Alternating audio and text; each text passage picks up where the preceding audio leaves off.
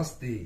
म आज यहाँहरूलाई शङ्खवादन कसरी गर्ने भन्ने विषयमा छोटो र मिठो एउटा भिडियो बनाउन गइराखेको छु।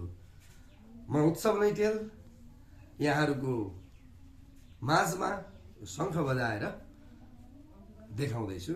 हामीसँग विभिन्न किसिमका शङ्खहरू छन्, कोही सानो छ, कोही ठुलो छ। म यहाँहरूलाई पालै पालो शङ्ख बजाएर देखाउँछु। आउनुहोस् सुरु गरौँ।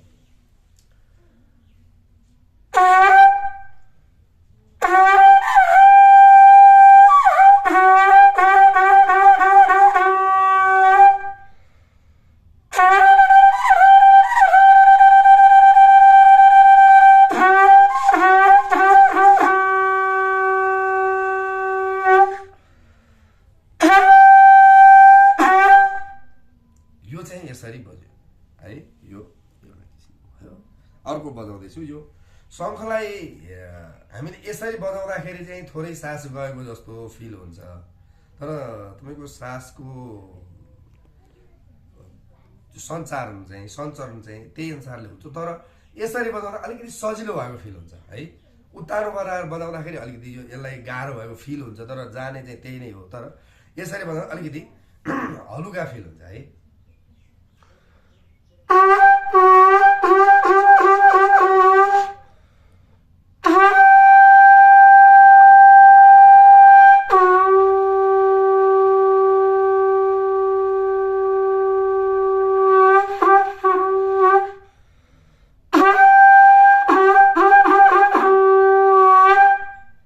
यो चाहिँ यसरी घोप्टो पारेर बजाउँदाखेरि चाहिँ अलिकति सासमा अलिकति तलमाथि भयो जस्तो फिल हुन्छ। अब म एउटा हामीसँग भएको मध्ये सबैभन्दा ठुलो चाहिँ बजाएर सुनाउँछु। सबै एउटै तरिकाले हुनसक्छ।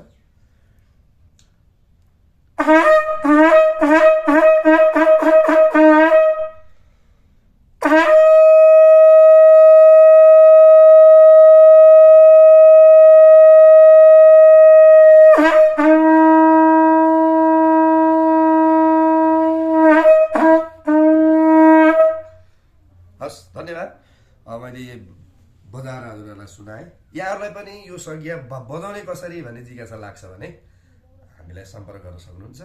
हामी यस्तै नयाँ नयाँ तरिकाको केही लिएर आउनेछौँ। हस्, नमस्ते, शुभ दिन।